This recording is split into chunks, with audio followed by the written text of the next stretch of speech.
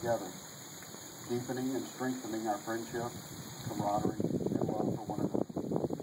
I pray that we would be kind and tender-hearted to one another, forgiving one another even as God forgave and for Christ's sake has forgiven us.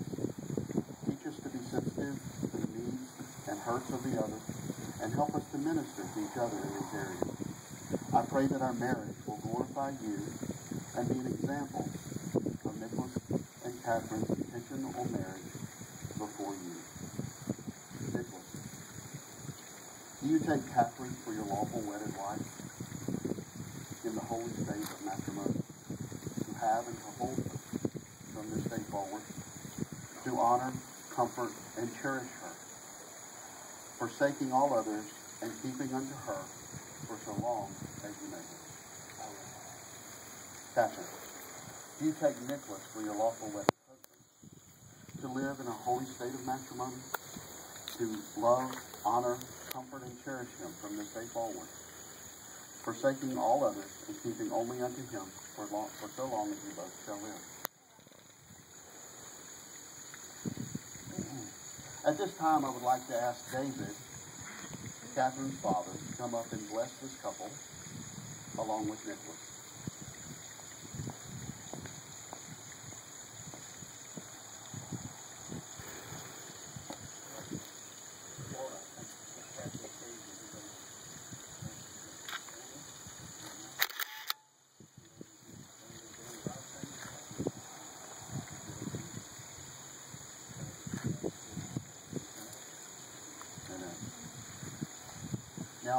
Now I will ask Nathan, Nicholas's father, to come and bless this couple and Kathryne.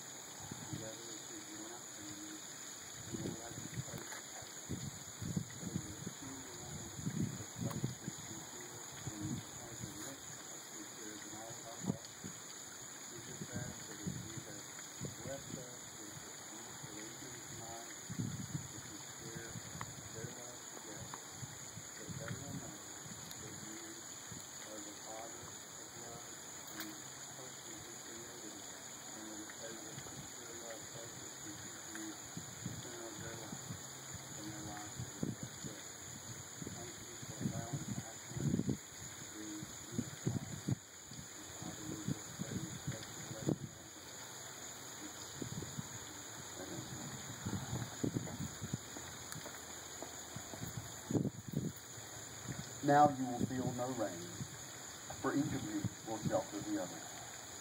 Now you will feel no cold, for each of you will be warm to the other.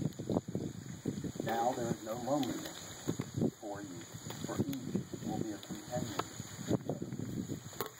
You are two bodies, but there is one life before you and one home.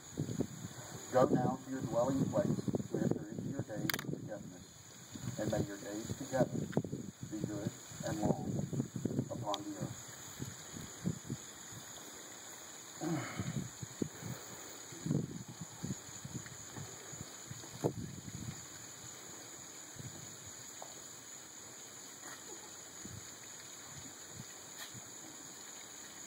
Nicholas and Kathryne, I know you stand before me and these witnesses and join them today because of the love, respect, honor, and dignity that you show for the others. You stand committed to sharing life along with all of its triumphs and tribulations together.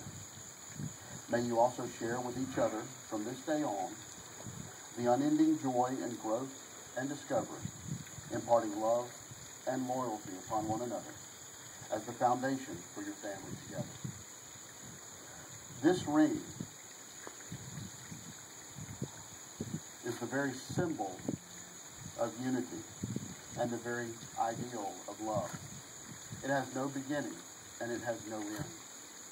It is made of metal that cannot be tarnished and cannot be marred.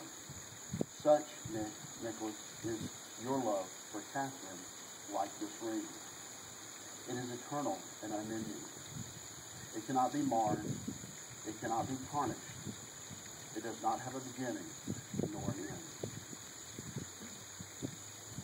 Nicholas, please take this ring, place it on Kathryne's finger, and repeat after me. I, Nicholas Phillips, take you, Kathryne Scott, I, Nicholas Phillips, take you, Kathryne Scott, to be my wedded wife, to have and to hold from this day forward,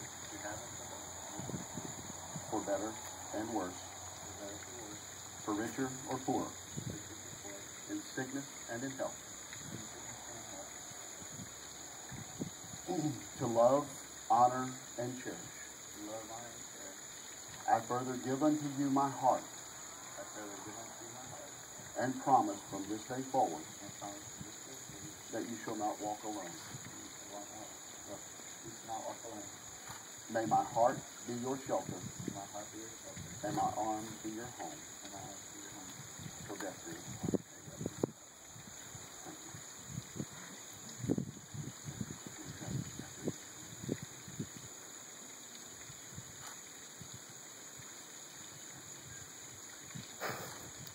Kathryne, I say to you, place this on Nicholas's finger and repeat after me. I, Kathryne Scott, take you, Nicholas Phillips, to be my wedded husband, to have and to hold from this day forward, for better and for worse, for richer and poorer, in sickness and in health, to love, honor, and cherish. I further give unto you my heart, and promise from this day forward that you shall not walk alone. May my heart be your shelter, and my arms be your home, till death do us part. Kathryne and Nicholas have sought to do a unity ceremony that has its roots in biblical tradition. They've chosen a unique and ancient salt ritual. For most of human history, man has tried to preserve and protect what he has and then what was most important to him. In most cases, that was food. When salt was discovered, it became a life-saving force. It became a force that allowed man to preserve and protect that which he needed to survive. Salt has been important throughout history, and so important that people would often carry it with them as they traveled. They also typically use salt to make permanent covenants to each other. To show their love and commitment to one another, man and woman in ancient times would take salt that they had carried with them, that they had traveled with, and would place it into a third jar. They would then shake the jar so that the salt mixed and intertwined, so that two became one. The salt covenant was deemed permanent until either person could pick their grains of salt out of the other, something that was forever impossible. Today, knowing that harsh times and periods of drought, so to speak, are inevitable, and change is upon us as part of any growing relationship, Nicholas and Kathryne have combined as the salt in a shaker would combine, so that they are one and will face life together, inseparable, forever. Even though those changes are ahead, Nicholas and Kathryne, I say to you, that as long as your relationship is founded on God and in God, as long as you use God as your ruler and guide, you never have to worry. God will never put before you something that you cannot handle. That is true of this marriage as well.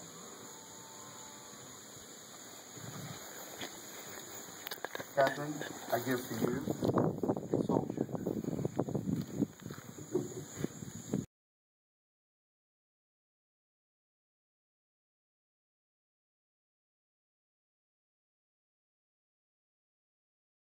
In an ancient and time-honored tradition, I say to you to please place your salt in the jar.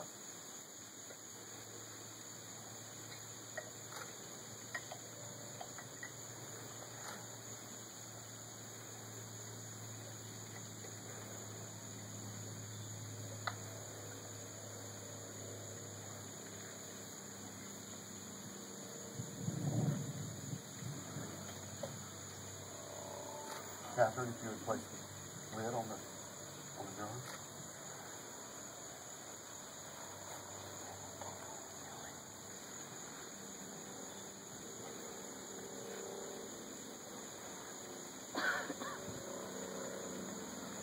For this reason, a man will leave his father and mother and be united with his wife, and they will become one flesh. Nicholas, you may now kiss your bride.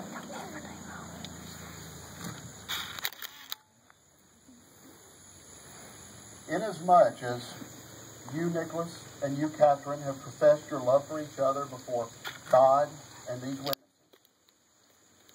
and have stated your desire to be united in marriage and holy matrimony, and having made that public profession of that commitment, and by virtue of the authority vested in me under the laws of the state of Georgia, I now pronounce you husband and wife.